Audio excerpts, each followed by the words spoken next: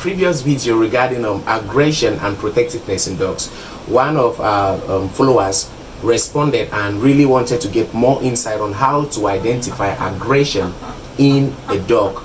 There are several signs that you can pinpoint to show that this dog is exhibiting aggression or is nurturing some aggressive tendencies. What are some of these signs that you should look out to be able to say that this dog is beginning to show aggressive tendencies?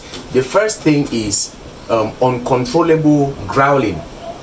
Uncontrollable growling. When you see a dog that consistently growl over minimal things, it at times is normal for dogs to growl, and we already know from our previous videos that aggression is an uncontrolled behavior and protectiveness is controlled behavior. So there are some signs that you would see in a protective dog and you would still see in an aggressive dog, but the difference is if a dog is exhibiting protective tendencies, you realize that those signs are controlled.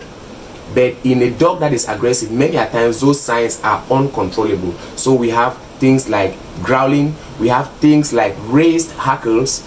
You would always and many a times see that in aggressive dogs, and it's one of the signs of aggression in dogs. You see a dog when he or she begins to exhibit aggressive tendencies, you would see raised hackles. You can also pinpoint a stiff posture.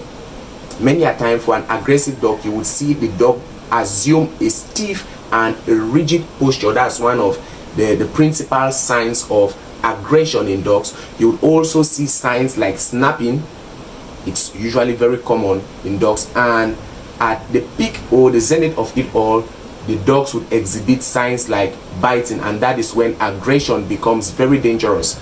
That is the point where the dog can become a serious threat to the persons around and even to the owners. We'll see you on the next one.